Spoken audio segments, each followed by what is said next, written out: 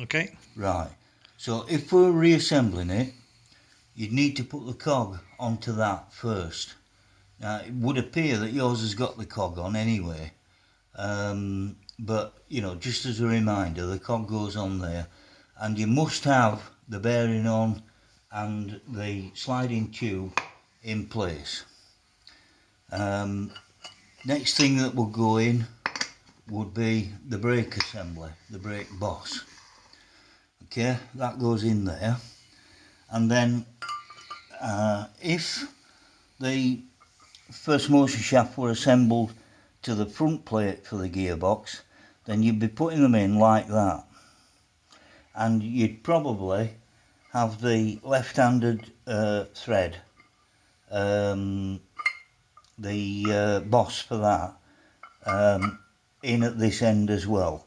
It can't go in at the moment because the bearing's not knocked on far enough for the threads to come through, but they'd be like that anyway, and then they go through like that, engage with the splines on there, down and through.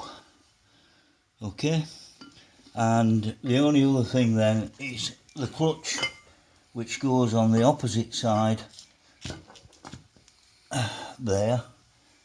We'll pop that on to there like that,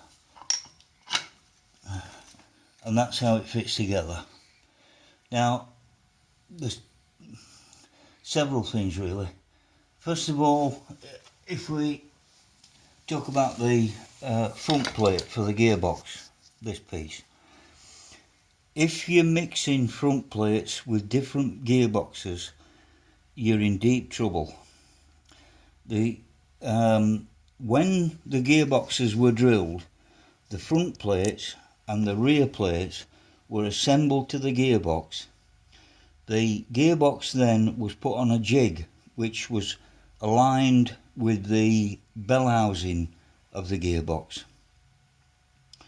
Then the holes were drilled. That means that each set of holes that have been drilled in each back plate or front plate are exclusive to that particular gearbox and that fit. So you must have the proper front plate and the proper back plate that goes with the gearbox casing. It's vital. If not, what you're going to have to do is to have an alignment shaft made like that one there, which goes right the way through the gearbox and through the bell housing, and then you can clock up the how central that shaft is by measuring, clocking round on the bell housing. If you don't do that, the shafts inside and outside the gearbox will be misaligned, and it will cause you terrible wear, and also it'll stop the thing from performing properly. So that's really important, to get the front plate and the back plate and the gearbox casing and treat them as a single unit. Don't mix and match. The second thing is that when the clutch is fitted to the first motion shaft originally, the splines, the internal splines on the clutch plate and the splines on the first motion shaft are mated together. They're fitted as a pair, and if you get the wrong first motion shaft mating with the wrong clutch plate, it's odds on that either the clutch plate will be too slack and slop around, or it'll be too tight and you'll have to lap it in with grinding paste, which is not a nice and not an easy job.